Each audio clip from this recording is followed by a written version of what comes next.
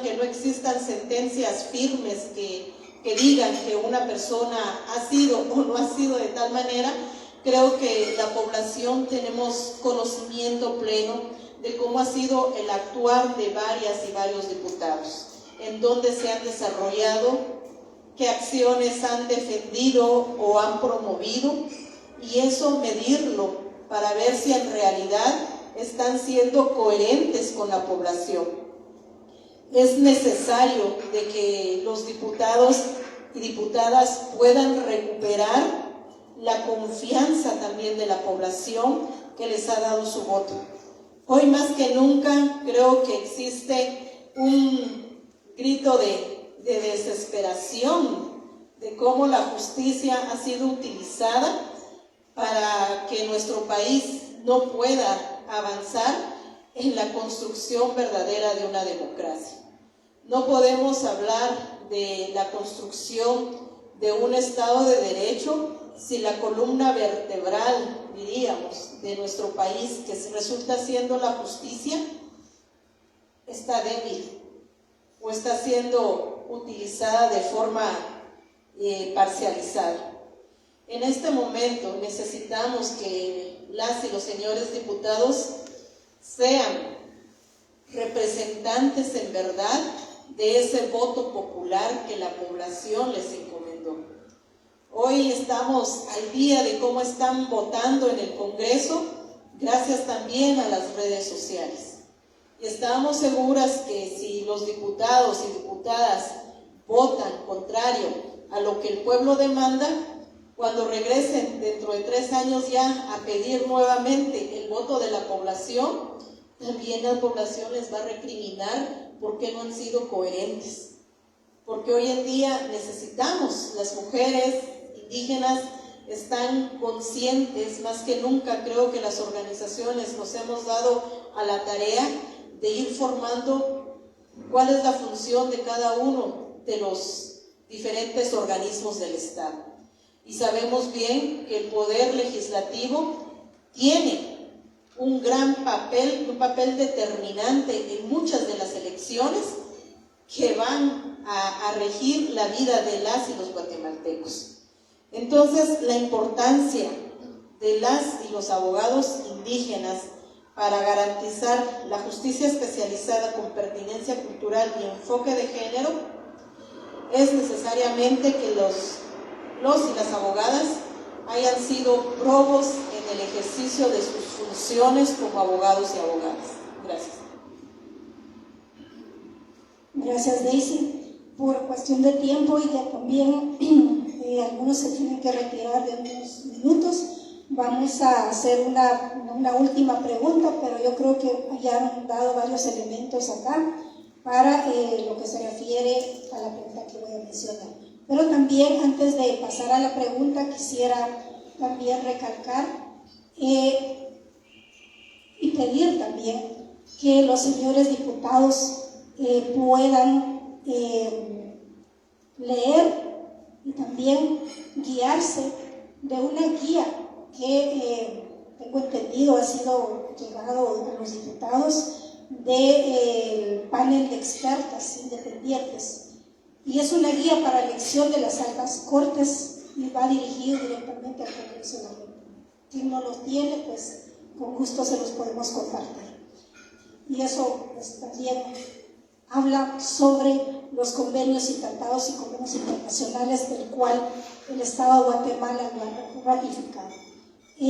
Bueno, la siguiente pregunta para nuestros dos panelistas es que si nos pueden mencionar algunas propuestas de políticas judiciales para promover el pluralismo jurídico en territorios indígenas.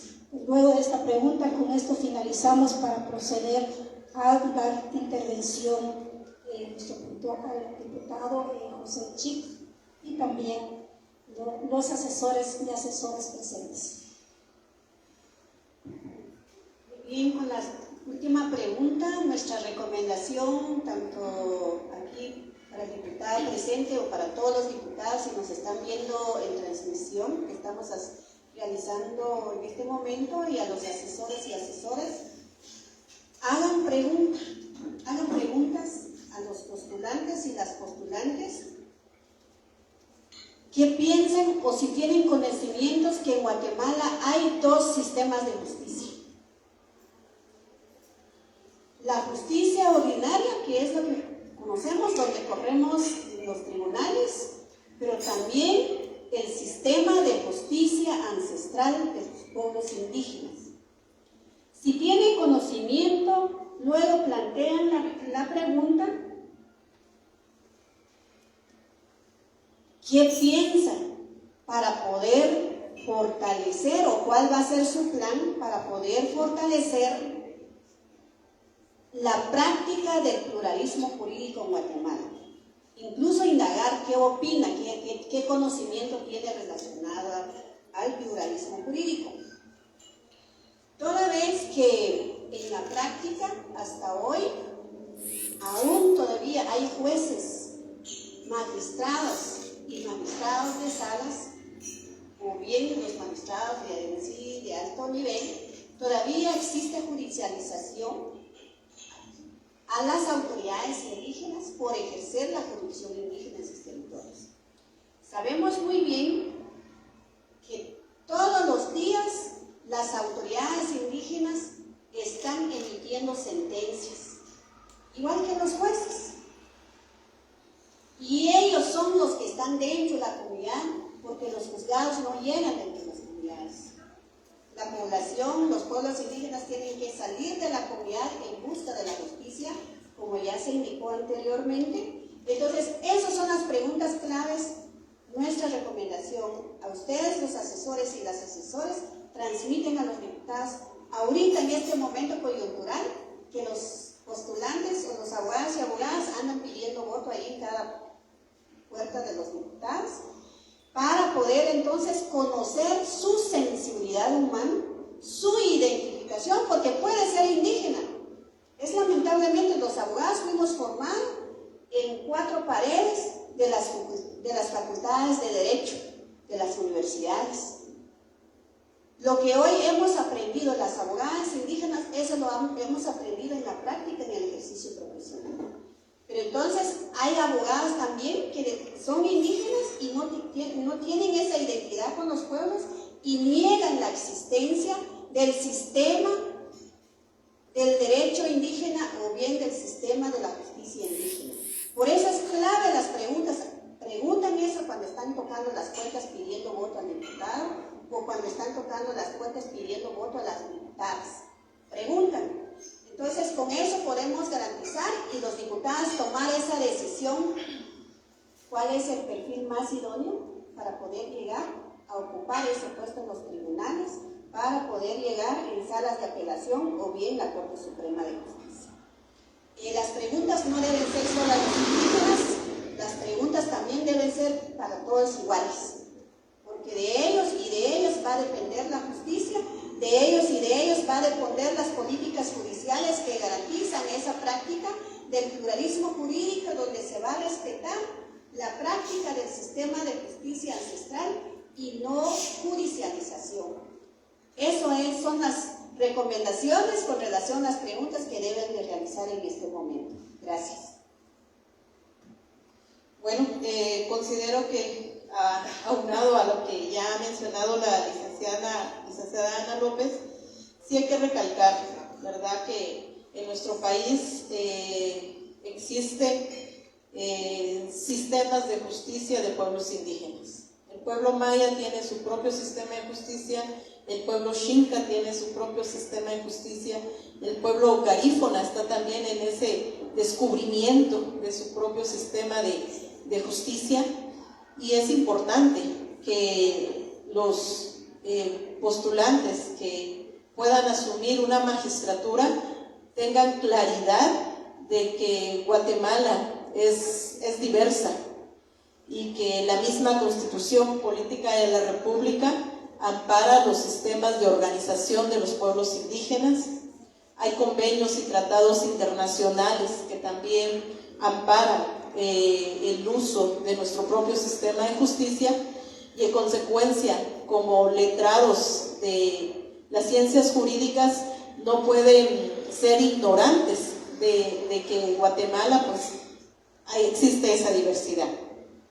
es necesario saber cuál es la concepción de ellos, porque si su punto de vista de cómo los pueblos indígenas hemos ido abordando nuestras problemáticas es contrario, o hay opiniones desfavorables hacia nuestros propios sistemas de justicia, va a ser evidente de que entonces no se va a impulsar una política dentro del organismo judicial que pueda promover el pluralismo jurídico. Sabemos bien de que el sistema de justicia de pueblos indígenas tiene elementos que generan confianza a la comunidad, que aparte no genera gasto para las personas que acceden a él, que busca reparar los daños, que piensa en ser educativo también y que le ha ahorrado al sistema de justicia estatal millones de quetzales al año.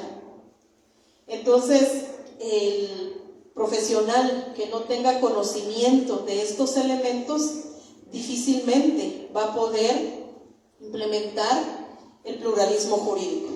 Más bien, su pensamiento sería de excluir y de desacreditar a las autoridades ancestrales que día a día dan su aporte para conservar la armonía en la comunidad. Es importante, entonces, de que las preguntas que ya ha mencionado la licenciada sean necesarias realizarlas a cada uno de los postulantes. Y también recordar de que el año pasado, cuando Guatemala presentó su informe ante el comité de la CEDAW, uno de las debilidades que se llevaba como delegación de Guatemala es información sobre el acceso a la justicia para mujeres indígenas. Y se dejó como una obligación del Estado de Guatemala que a 2 años teníamos que entregar un informe para indicar cómo estaba siendo el acceso a la justicia para mujeres indígenas.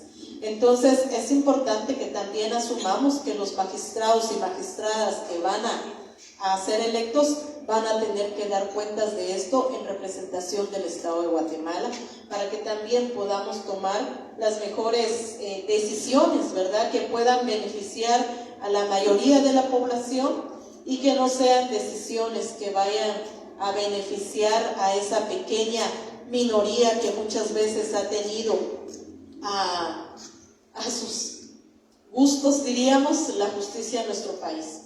Y quisiéramos que esas palabras que el poeta Humberto Acabal en algún momento dijo, pues no sigan siendo nuestro diario vivir, ¿verdad? Y es que la justicia muerde a los que tienen los pies descalzos. Eso tenemos que transformarlo ya. Muchas gracias.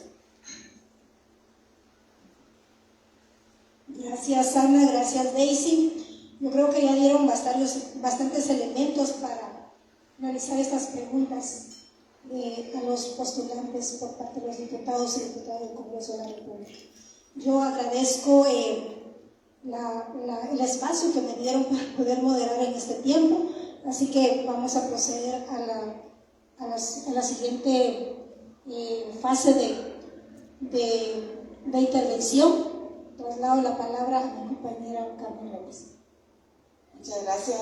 Y como sabemos que todas y todos estamos con la presión del tiempo, entonces queremos pasar al momento del diálogo y le hemos pedido al diputado Cotet que nos dé unas palabras, no de criterios ahorita, principalmente qué se está pensando en el Congreso para este proceso, pero principalmente si se tiene ya preparada alguna metodología o algo para este momento tan crucial para nuestro país, ¿verdad?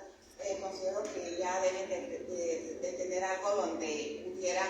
Yo pensaba, disculpe que me atreva a dar mi opinión en este momento, yo pensaba que por lo menos para los candidatos de la Corte Suprema, candidatos de la Corte, a la Corte Suprema, se le podría hacer un acto público donde ellos respondieran 1 o 2 preguntas por medio de sorteo o algo.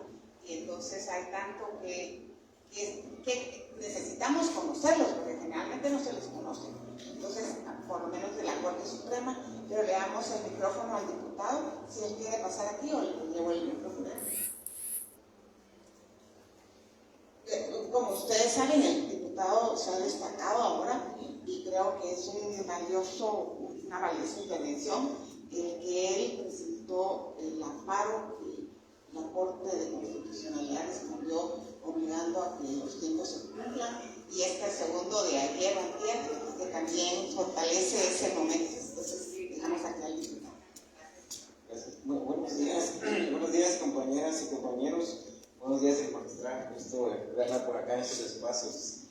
Yo creo que es importante primero apuntalar la importancia que tiene este proceso de elección de magistrados y magistradas, y creo que hay una línea de retrasos y de malas intenciones de retrasar y para prolongar el tema de la continuidad de los actuales magistrados, tanto en Corte Suprema de Justicia como Cortes de Apelación. Creo que desde esa línea habría que irnos hasta febrero de este año, cuando se solicitó incluso reformas a la ley de comisiones de postulación para llenar algunos vacíos que existían, pero no hubo voluntad en aquel momento ni de Junta Directiva del Congreso, que decirlo así, ni de la mayoría de bloques del Congreso para poderlo hacer. De esa cuenta luego fuimos al debate si había que ir a los tiempos de la ley de comisiones de postulación o había que ir a los plazos de la ley de la carrera judicial, relacionado con el tema de los 6 meses o los 2 meses. Y de esa cuenta es que presentamos desde la calidad de diputado una solicitud a Junta Directiva que determinó que se le solicitara, mejor dicho, al Consejo de la Carrera Judicial que ellos aclararan cuál era el plazo que había que respetar para convocar ya las comisiones de postulación, y de esa cuenta es que el Consejo de la Carrera Judicial aclara de una vez esa disyuntiva y se convoca ya a las comisiones de postulación. Luego se recordarán que hubo un plazo donde creo que fueron 2 semanas donde renunciaron 2 decanos de las universidades, y finalmente eso atrasó 2 semanas todo el proceso. No sé si fue intencional o no, eso ya habrá que determinarlo más adelante, pero finalmente eso retrasó, y casualmente se dio en el momento en que el Congreso de la República se encontraba en receso parlamentario. Entonces básicamente había que, después de que se nombraron a los 2 decanos, acomodar dentro de una de las sesiones extraordinarias del Congreso el poderlos juramentar y de ahí ir a la integración de esas comisiones de postulación. Luego, cuando ya se integran las comisiones de postulación, pues pasamos por 3 semanas básicamente donde no les gustaba la comida que les daban, no estaban de acuerdo con el parqueo, no estaban de acuerdo con la sede, y todo esto lo que todos sabemos, pero que en el fondo la intencionalidad era retrasar todo el proceso y con ello pues seguir con la prolongación de cargos. Eso es lo que nos lleva a la presentación del primer amparo, donde se nos da un provisional, y básicamente con eso ordenan que ya se dejen las medidas dilatorias y todo lo que venía ahí. Eso, al final de cuentas, las consecuencias de parte de todo ese atraso es que no hubieron entrevistas, no hubo un tema de evaluación, y eso también toma el Congreso de la República sin tiempos para poderlo realizar. No lo estoy utilizando como una justificación, pero sí es un tema de realidad que debe de entrar en el tema del análisis en este sentido. Luego vimos las acciones de Eric Castillo, que el abogado tiene nombre y apellido, que ya no la hizo una vez con el tema de la fiscal general, y hoy pareciera ser que la estrategia era nuevamente lo mismo. De esa cuenta es que presentamos nosotros también otro amparo para que ordenara el Congreso de la República que finalmente se entrara a elegir y se cumpliera con el 12 de octubre como fecha para poder elegir. De esa cuenta es que el día de ayer nos notifican a las 6 de la tarde el amparo donde se ordena que el Congreso elija. O sea, ahorita no hay ninguna acción legal que impida el tema de poder elegir magistrados de Corte Suprema de Justicia. Este es un tema ya meramente de voluntad política que la pusimos a prueba el día de ayer en la mañana, cuando solicitamos en la agenda del día que como único punto se conociera el tema de la elección de magistrados y magistradas como único punto. Lamentablemente solo tuvimos 7 votos, nos faltaron 2 para poderlo llevar desde la agenda del día de hoy. De hecho, lo vamos a mocionar más adelante hoy en el transcurso del pleno para que entremos ya a conocer este tipo de situaciones. ¿Y por qué la importancia de las Cortes de Suprema Justicia y Cortes de Apelación, que muchas veces nosotros no lo vemos. Lamentablemente el lado oscuro siempre están como un paso adelante, digamos, de algunas situaciones. Es porque esta Corte Suprema de Justicia, a como quede, y que ojalá sea un gris más para el lado blanco que para el lado oscuro, porque también esa es una de las realidades. El listado de los 26 candidatos y candidatos es como una tonalidad gris oscuro, pero que dentro de eso creo que hay muy buenos profesionales que podrían ocupar las magistraturas. Es que esta Corte Suprema de Justicia es la que va a elegir al próximo magistrado de Corte de Constitucionalidad. Y ahí hay un magistrado actual de la CC que anda frotándose en las manos porque queda la mayoría de ellos. También está la incidencia para la elección del fiscal general, porque el presidente de esta Corte Suprema de Justicia va a dirigir la comisión de postulación para el tema de la fiscal general ya del 2026, y también esta Corte Suprema de Justicia va a tener toda la incidencia relacionada con el próximo proceso electoral.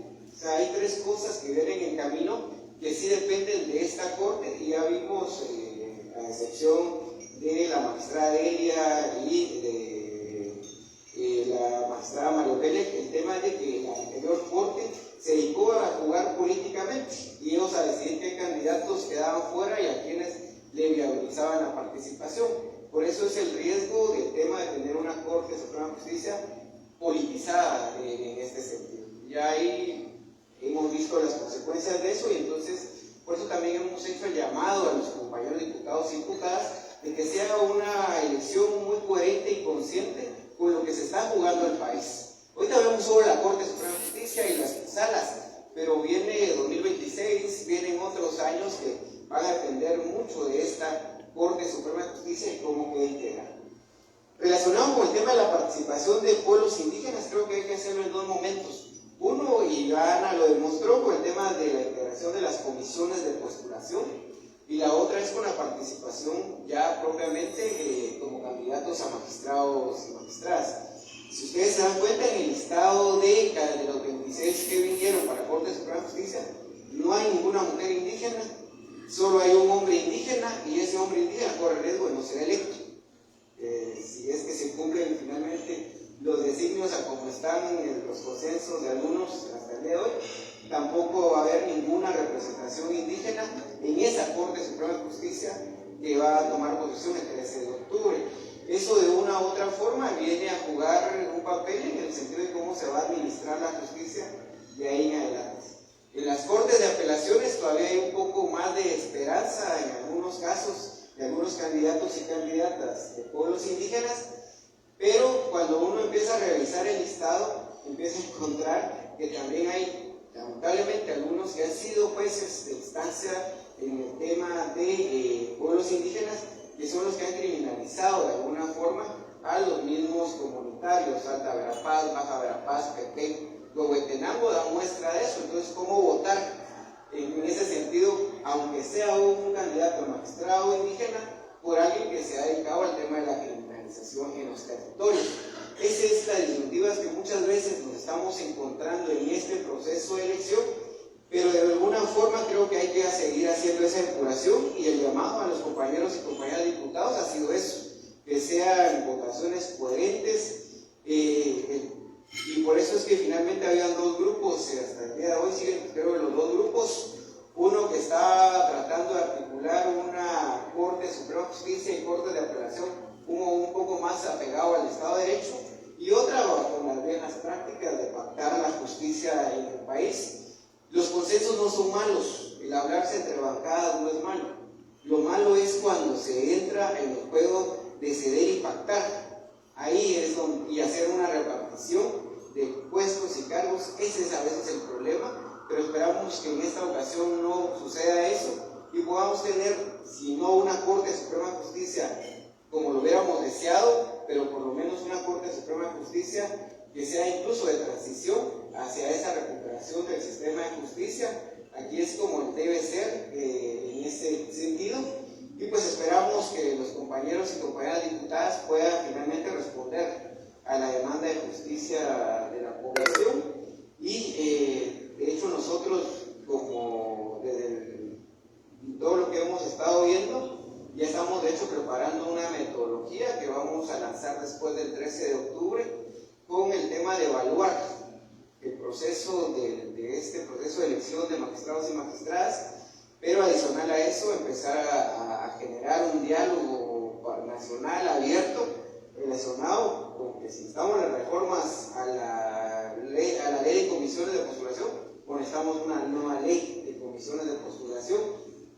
Tocar la Constitución es bastante complejo y complicado en este contexto, pero creo que habrá que dialogar y abrir ese diálogo y discutir pues qué necesitamos, porque el tema de la ley de comisión de postulación no aplica solo para las Cortes Suprema de Justicia, aplica para una serie de cargos que hay en el Estado, pero el compromiso, y creo que de muchos de los que están representando aquí los compañeros y compañeras, diputados y diputadas, pues es ese también, digamos, de tener una justicia independiente, imparcial y sí, objetiva en ese sentido, y de parte nuestra lo vamos a seguir promoviendo, y por eso el tema de la presentación de los amparos, porque era lo justo, era lo necesario, independientemente de cómo quede integrar las Cortes, lo importante era que el relevo y la renovación se dé el 13 de octubre, como la ley lo manda, y esperamos pues que eso responda a las demandas de la población.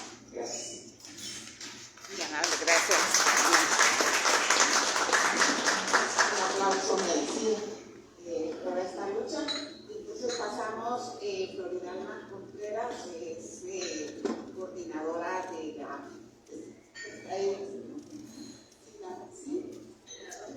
la ONSA, el Sindicato de Trabajadoras de Casa Particular. Ella es también parte de la AMI y va a ser la conductora en este diálogo, ¿verdad? Que esperamos que sea muy fructífero, principalmente por ser ustedes asesores y que ahí podemos en algún momento trasladarle las inquietudes que hemos recogido tal vez de la población. Entonces, te dejo, Flor. Muchas gracias. Gracias, diputado Josechi, por habernos dado. Sabemos que tenía que retirarse.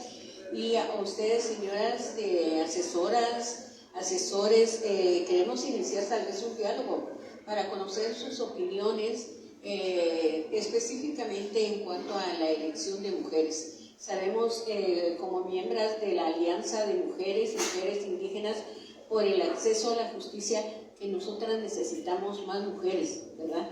Tanto en la Corte Suprema de Justicia, en las Cortes de Apelaciones, en las que ya se van a definir después, pero creo que es bien importante que nosotras conozcamos las opiniones que ustedes nos puedan trasladar en cuanto a la elección, qué posición política tendrían para elegir principalmente mujeres, porque sabemos que las mujeres somos el 52.5% de la población en Guatemala, y que representamos también en muchos espacios. A veces vemos a compañeras, ya se fue la compañera Sandra Morán, que nosotras como diputadas supimos que nosotras nos representaban, y que también hay muchas diputadas que ustedes vienen representando el día de hoy como asesores y asesoras, y también nos interesaría entablar ese diálogo, pasarles la palabra para que ustedes nos puedan expresar cómo creen ustedes que se puedan elegir a estas mujeres probas, honorables, honestas, que necesitamos que las mujeres nos sintamos representadas. Así que les pasamos la palabra para ver quién nos opina acerca de lo que quisiéramos saber, ante todo como Alianza de Mujeres. Y decirles que yo represento a un sector que pertenece a la AMI, que es el sector de trabajadoras domésticas, 380,000 mujeres desprotegidas legalmente, y que muchas veces no nos sentimos representadas en muchos espacios donde no hay justicia, y estamos aquí porque necesitamos justicia para muchas mujeres. Gracias. Entonces, algo importante que tal vez habría que evaluar es esa visita de altares. Decía, conozco compañeras juezas y magistradas, esa visita de altares que dicen ellas que hacían, y que la carrera que tenían que hacer era de la Corte al Congreso. Por broma lo decían, pero sí se hace. Entonces, que esas visitas y esas reuniones pudieran ser abiertas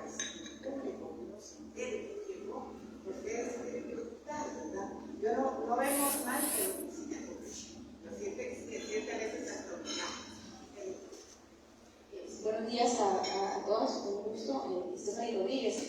Varias cuestiones de este proceso y no, para no redundar lo que hablaba el diputado anteriormente. Uno es que el proceso, más allá de la elección del magistrado de la Corte Suprema de Apelaciones, tiene otras características de tipo político, como el tema de que van a elegir a un magistrado de la Corte de Constitucionalidad pensando en el próximo periodo electoral, ¿verdad? Entre otras cosas más. Entonces me parece que eso es importante. Varias cosas que lo hemos visto, digamos, desde la Junta Directiva. Lo primero es que había un compromiso desde el primer momento de que el periodo por el cual habían sido electos estos magistrados, que fue un periodo más o menos de un año, tenía que cumplirse ahora, ¿verdad? Ese fue un compromiso. ¿Y por qué les cuento esto? Porque en todo este proceso yo tuve la oportunidad de estar casi en todo el proceso, sobre todo de Corte de Apelaciones y siguiendo muy de cerca de Suprema de Justicia, porque hubo un compromiso en donde, les comento que seguramente ha sido público, es que, por ejemplo, hubo un apoyo total desde Congreso de la Junta Directiva, y por ahí la excomisionada Ana, que estuvo ahí, no me dejará mentir, es que el trabajo de las Cortes en sí mismo pasa por dos grandes temas. Uno es que el modelo sí necesita una reforma como tal, el modelo ya no da para mucho, es lo que hay y con eso hay que trabajar. Y segundo, que el proceso, digámoslo así, logístico también puede ser de forma, pero de fondo. Porque nosotros dimos, y digo nosotros, porque digamos desde el presidente del Congreso y la Junta Directiva es apoyar para que efectivamente en esta semana se diera la elección, y que fue un proceso que inició 4 meses anteriores, y les cuento algunas particularidades, ¿verdad? El Congreso como tal, yo vengo en representación hoy de la presidencia, es que se dio todo el aspecto logístico desde el tema de comidas, asistencia técnica, jurídico, y eso al final sí tiene un peso muy grande. Y si no vemos lo que pasó, que al principio no querían la sede de la Universidad Rafael Andívar, y eso para mí sí fue un parteaguas en temas de tiempo, porque luego en la elección ya de magistrados de sala vimos cómo es un proceso que se tenía que llevarse a cabo de 2 o 3 días, se dio básicamente 10 o 12 horas, porque no había para más, había que cumplir. Y aparte había un amparo que estableció la Corte Constitucional, les combinaba que tenían que cumplirse los tiempos. Y esas cuestioncitas, como les digo, aunque parecieran de forma, sí afectan el fondo. Para mí ese es uno. Lo segundo, y si bien es importante la elección de los magistrados y magistradas de la Corte Suprema de Justicia, ya en el mero campo, digamos, de la justicia, hay que ponerle mucha atención al tema de las salas, porque al final, escuchando ahorita a Floyd, los casos de demandas laborales van a llegar a una sala. Los casos, por ejemplo, las compañeras que son colegas y abogados, saben, quienes tengan, por ejemplo, un caso de pensión alimenticia, que lamentablemente en Guatemala muchos hombres son irresponsables frente a esta obligación, van a llegar a una sala. Entonces es importante que bien nos enfoquemos en la Corte Suprema de Justicia, por lo que habíamos hablado, no hay que perder de vista las salas, porque van a resolver todos los conflictos que podemos llegar a tener también acá. Y me voy a enfocar un poco en el tema de justicia especializada, que yo siempre digo que es mi tema de corazoncito, y es que si no veamos los grandes números de impunidad que hay en materia de violencia contra la mujer. Y esto no únicamente es una responsabilidad del Ministerio Público, que bien ya sabemos, digamos, el papel que juega, pero al final es que es el juez el que también autoriza cómo va a actuar el Ministerio Público. Y eso no hemos hecho un corte, y yo creo que tenemos que hacer un corte y una evaluación, y seguramente en los próximos meses lo vamos a hacer. Es que los niveles de impunidad, que hay un tema de violencia contra la mujer, niñas y adolescentes, la Corte Suprema de Justicia ha coadyuvado al Ministerio Público a que esto no vaya. Si no vemos, estábamos hablando hace un par de días con unos periodistas, el gran debilitamiento que hay, por ejemplo, en el tema de justicia especializada, de los juzgados y de los tribunales que fueron creados para la justicia especializada. Y vemos como estos tampoco han sido crecidos ni fortalecidos, y se ha perdido la especialidad, con lo cual la ley contra el femicidio y otras formas de violencia contra la mujer lo ha hecho. Y hablo de este tema porque yo conozco el tema del trabajo, que somos colegas y hemos sido cómplices en muchos temas en que hay que ponerle mucha atención al tema de las salas. Pero la complejidad viene es que tienen que elegir más o menos 320, 25 magistrados y magistradas. Y luego es esta corte la que designa a qué salas van a ir. Entonces yo sí creo que es muy importante que, si bien ahorita la responsabilidad es del Congreso elegir a los mejores perfiles, es también complejo. No estoy quitando responsabilidad a los diputados y diputadas, lástima que fueron los diputados, sino que es muy difícil hacerlo porque no se tiene tiempo suficiente para hacerlo. Pero sí pueden hacer, o podemos hacer, una fiscalización para la Corte Suprema de Justicia para que nombre a las personas más idóneas. Si llega un abogado que su especialización, por ejemplo, es el tema tributario, ha manejado la administración pública, lo lógico, y la magistrada, que la exmagistrada, que no me dirá, amiga y colega, tendría que ir a una sala de lo contencioso administrativo. Pero no vamos a poner, por ejemplo, a un magistrado que es toda su expertise o su experiencia, su desarrollo profesional ha sido en temas mercantil y de abogacía privada, y va a ir, por ejemplo, a una sala que conoce de violencia contra la mujer. Son de las cuestiones que sí creo yo y vale mucho la pena, y ahorita le escribía ya a Ana en privada de que hay que hacer una fiscalización. Aquí no se termina el trabajo de quienes van a llegar a las cortes, sino cómo es que se van a designar a esos magistrados. Gracias.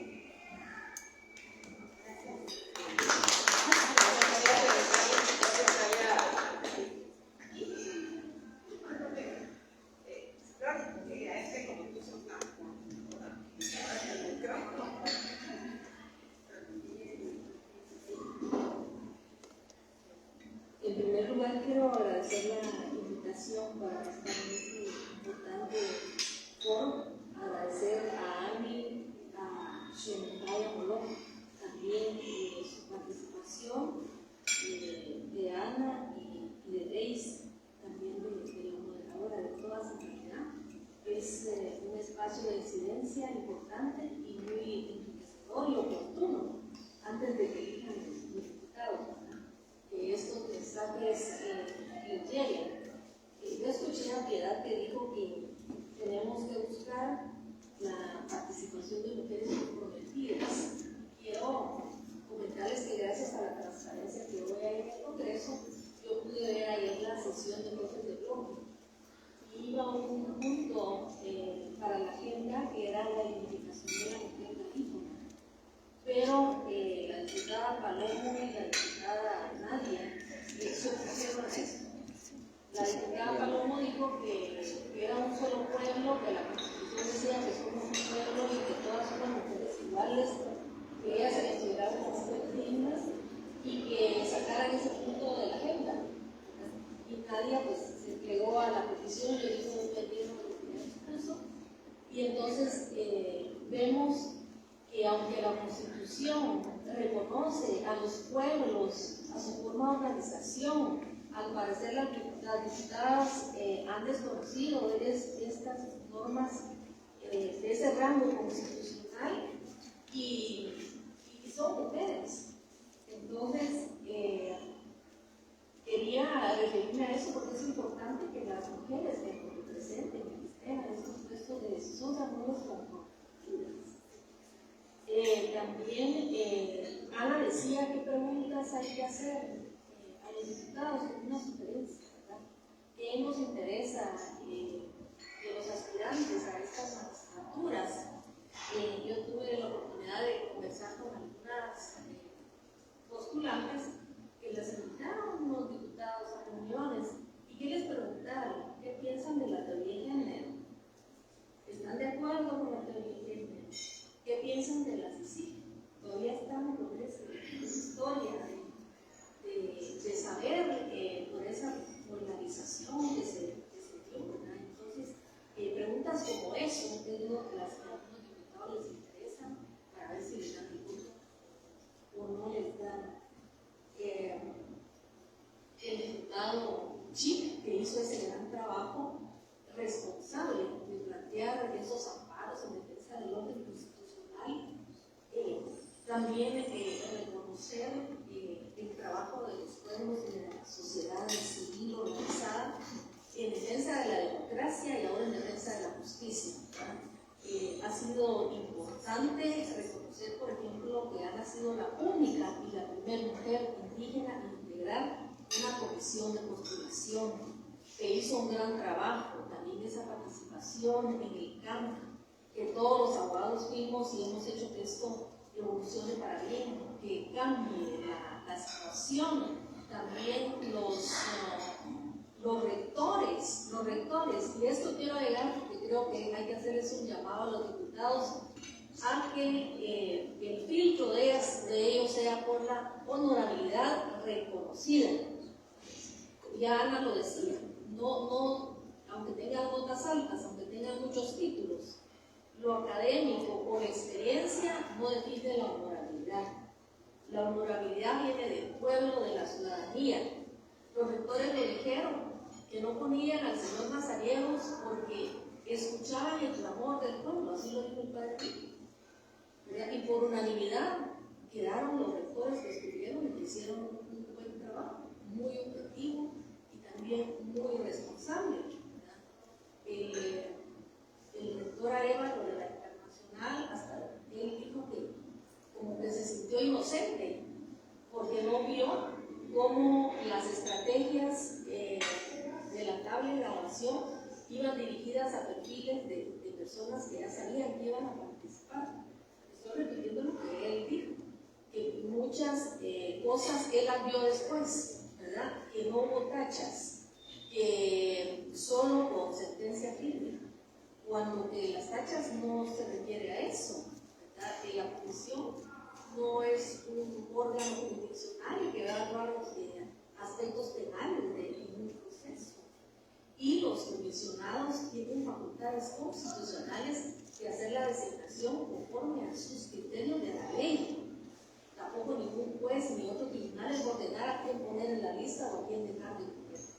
Así que yo creo que estas acciones del diputado Chic fueron valiosas para que la Corte de Constitucionalidad también actuara en defensa del orden constitucional y de la Constitución, que es para lo que están ejerciendo en sus puestos.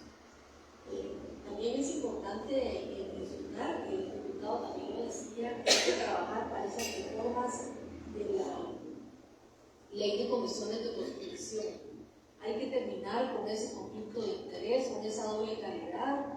En estas elecciones vimos que los 12 magistrados de la Corte Suprema y los 12 representantes del Instituto de Magistrados tenían esa doble calidad. Todos querían ser comisionados y ser magistrados electos nuevamente.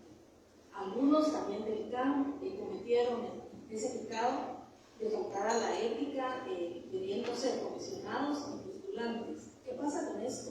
Que les da una ventaja sobre los demás candidatos, porque ellos pueden negociar, tú me eliges, yo te elijo. Los únicos que han cumplido con este principio ético de postulación han sido los decanios. Entonces, es importante que se regule esa prohibición, que se le hagan reformas a la ley de comisiones de postulación para que en la próxima elección no tengamos este conflicto de intereses ni esas negociaciones que se puedan hacer debajo de la mesa para tener ese voto recíproco y esos intereses también que nos llevan a postularse como comisionados para después querer utilizar esa posición para ser electos magistrados. La compañera nos decía cómo podemos hacer para la participación de más mujeres indígenas. Yo creo que tenemos que motivar a todas las abogadas indígenas a que se involucren en la justicia, a que ingresen a la carrera judicial. Pero tenemos también que observar el trabajo del Consejo de la Carrera Judicial.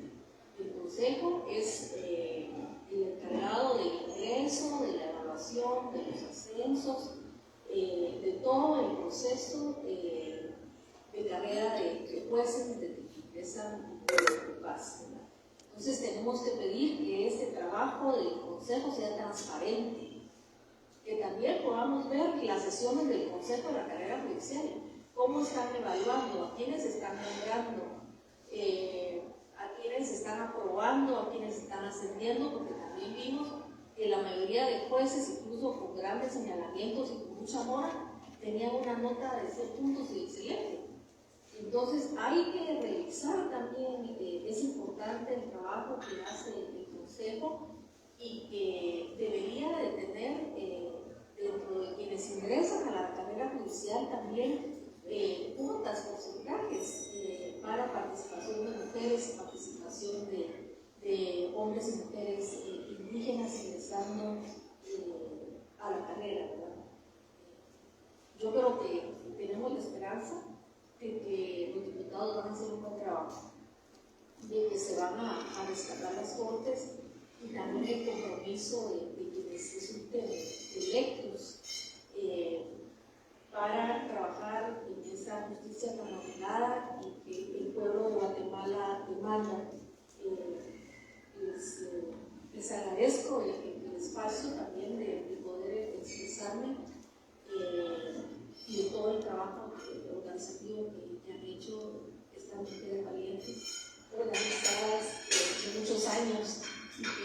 de las conquistas que tenemos son gracias a esa lucha,